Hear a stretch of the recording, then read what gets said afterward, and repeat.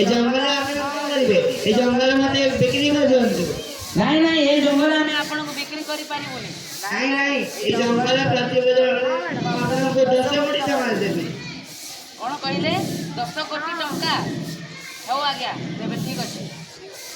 ବେଙ୍ଗଲି କାଇଁ ବେଙ୍ଗଲି ବେଙ୍ଗଲି ନିଜେ ବାବା ନିଜେ ତ ବାଗୁଲି କିଏ ଆବେ ତମେ ଏଲାର ବେଙ୍ଗଲି ବେଙ୍ଗଲି କହୁଛ ନା ଓ ଦେଖ ତୋ ପାଖରେ ରହ ଆଉ ତୁ ଆଉ କାହାକୁ ଯାଇକି ଡାକିବ ହଉ ଛାଡ ଛାଡ ଆଉ ସେଠି ପାଖରେ ନା ସେଟା ଛାଡି ପାଣିରେ ଶୁଖିଗଲାଣି ଗଛ ଆମ ବେଙ୍ଗଲି ଏଥର ଫସଲ ବହୁତ ଭଲ ହେଇଛି ନା ତୁ ଠିକ କହିଲୁ ଗଜିଆ ଲାଗୁଛି ତ ଏଥର ଫସଲ ଭଲ ହବ ଆଉ ଗଛ ବର୍ଷା ବି ଠିକ ଭାବରେ ହଉଛି ଆଉ ଗଛ ସବୁ ହରା ଭରା ଦେଖାଯାଉଛି।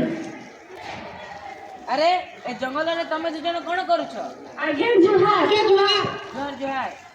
ଏ ଜଙ୍ଗଲରେ ତମେ ଜଣ କଣ କରୁଛ? ଗଛ ଲଗାଉଛୁ ଆଜ୍ଞା।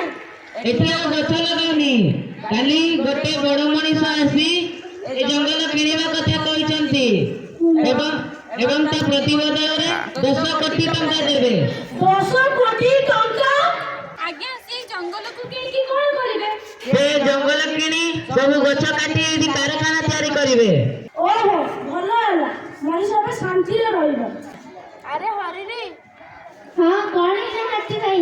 ଲୋକ ଦିଟିର କଥା ସରିଲୁ? ହଁ ଶୁଣିଲି ସେମାନେ କଣ କହୁଥିଲେ? କାଳେ ଜଙ୍ଗଲ ବିକ୍ରି ହବ ଓ ଏଇଠି କାରଖାନା ତିଆରି ହବ। ତାହେଲେ ଆମେ ଏବେ କଣ କରିବା କୁଆଡେ ଯିବା? ଆଉ କୁଆଡେ ଯିବା? ଆରେ ଦେଖୁଛୁ ବର୍ଷା ଅଛି କେତେ ସ୍ୱାର୍ଥପର ସେ ପଇସା ପାଇଁ କେତେ ତଳକୁ ତଳ ଖସି ଯାଉଛି। ହଉ ଚାଲ ଚାଲ ଆମେ ଯିବା।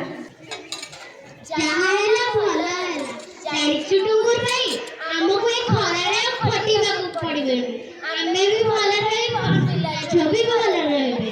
ହଁ ଠିକ କହିଲୁ ଚମେଲି এই କାରଖାନାଟା ତିଆରି ହେଇସାରିଲେ ଆମର ଆଉ କିଛି କ୍ଷତି ହେବ ନାହିଁ।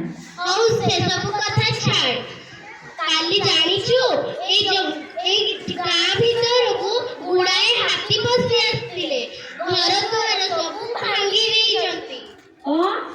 ଗାଁରେ ହାତୀ ପଶି ଆସିଥିଲେ ଘର ଦ୍ୱାର ସବୁ ଭାଙ୍ଗିଛନ୍ତି।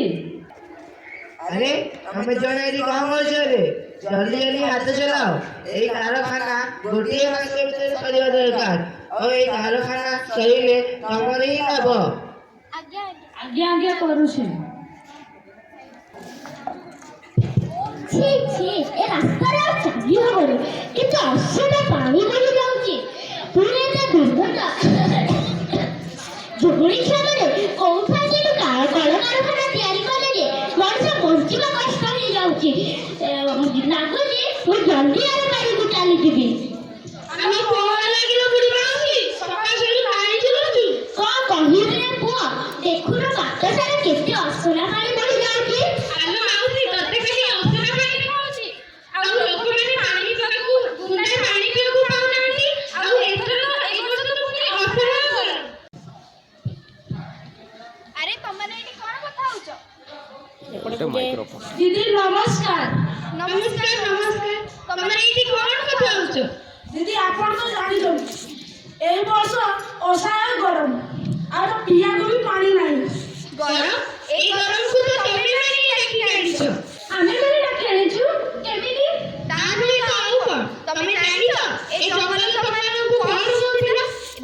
ଏଇ ଗାଁରେ ଯଦି ବର୍ଷା ହେଉଥିଲା କିମ୍ବା ଏଇ ଗାଁରେ ଯଦି ଭଲ ଫସଲ ହେଉଥିଲା ତା ହଉଥିଲା କେବଳ ଏଇ ଜଙ୍ଗଲ ପାଇଁ। ହେଲେ ତମେ ମାନେ କଣ କଲ?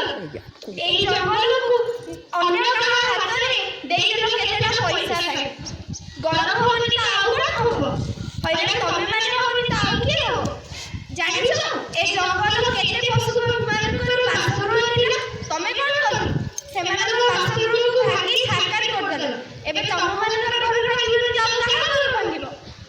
ସତ କହିଲେ ଦିଦି ହେଲେ ଆମେ ତ ଜଙ୍ଗଲ କଟା ହେଇସାରିଛି ଆଉ କାରଖାନା ବି ବସା ହେଇସାରିଛି ଏବେ ଉପାୟ କଣ?